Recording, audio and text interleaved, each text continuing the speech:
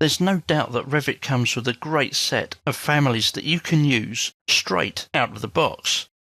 And for Revit MEP, we've got UK content in metric, we've got US content in metric, and US imperial content.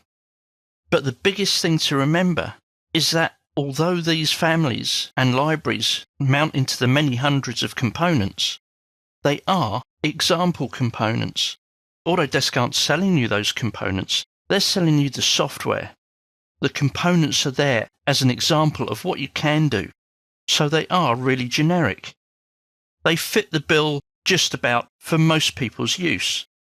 But if you want something that looks really specific, if you've got specific ways of showing your drawings, then those families are going to require some rework.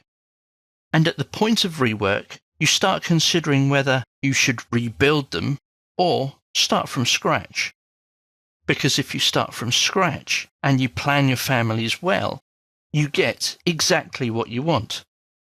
I've heard some people say that Revit families don't look like AutoCAD. They don't look like MicroStation. Well, that's right, they don't. And if you want them to look like that, well, then that's your job to make them look that way. Because the blocks or cells that you're using at the moment were probably developed by somebody in your company. The last thing I'm doing, though, is criticising the families that come with the software, because they are a great starting point, and they give you the majority of the tools that you want to use straight away.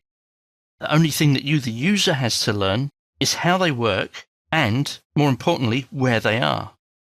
And remember, for the most part, these are more than just graphical symbols. They're engineering tools as well. So straight from the outset, they're doing at least two jobs, something that your primitive two-dimensional CAD data never did.